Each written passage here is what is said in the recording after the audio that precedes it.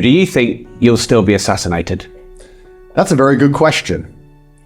Firstly, the first answer I'll give is that they've already attempted to assassinate me, digitally at least, and my character. That's clear. This whole Matrix attack, the point of it was to digitally assassinate me and destroy my influence. If they accused me of tax evasion or money laundering, nobody would care. So they accuse you of a sex crime. It's not just me.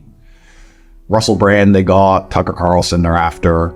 It's the standardized playbook by the Matrix because they want to prove to the world you're a very bad person, and there's always people out there who are so stupid that they're going to sit and go, the 85th time this has happened, he's a bad person, and they're going to believe it. What's very interesting about it is not only do they believe it, they also conveniently forget about all the actual sex criminals which work inside of the mainstream media and work for the establishment because they're only mentioned for a day and then they're put away. Whereas people like me, they'll mention that I am a human trafficker every single day for a year and a half. They have not stopped. When Hugh Edwards sends a picture of his ass somewhere, that's gone in 24 hours. Or Schofield.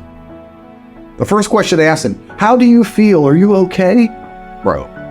If you work for the establishment, they protect you. If you work against them, they attempt to digitally assassinate you. So they've already attempted to assassinate me and my character. That's the first thing. The second way I'll answer that question is, there was a time I was public enemy number 1. And I now feel like I'm public enemy number 7. And I think that's because of the election coming up. I'm actually not that overtly political.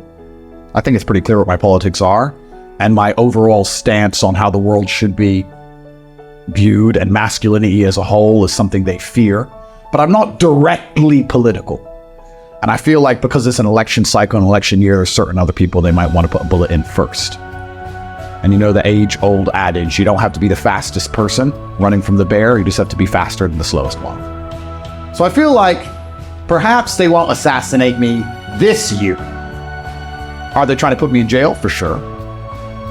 Which I guess is another form of assassination. I mean, what's the point being alive if you're in a cell, cockroaches? And that's done through liberally funded NGOs and the media machine. So for me to answer the question, as a whole, they've already attempted to assassinate me, my character. They're still attempting to assassinate me, put me in jail. Will they put a bullet in me?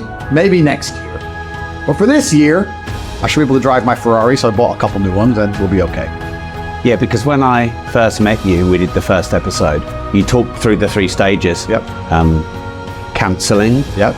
In the media, yep. Imprisonment, yep. And that was about 3 weeks before you went to prison. That's right. I'm on my last life. Yeah. Yeah. Does that not, you're smiling. Does that not scare the shit out of you? It does, because it's, you're on a video game and you're on your last life and you really have to pull it off. And I guess it is scary, but then you have to sit and realize that am I afraid? The reason I'm not afraid is because I don't see any other choice. I don't see the point in being afraid because I don't see any other option. If you refuse to fight in a war, you don't eliminate wars, you only eliminate yourself.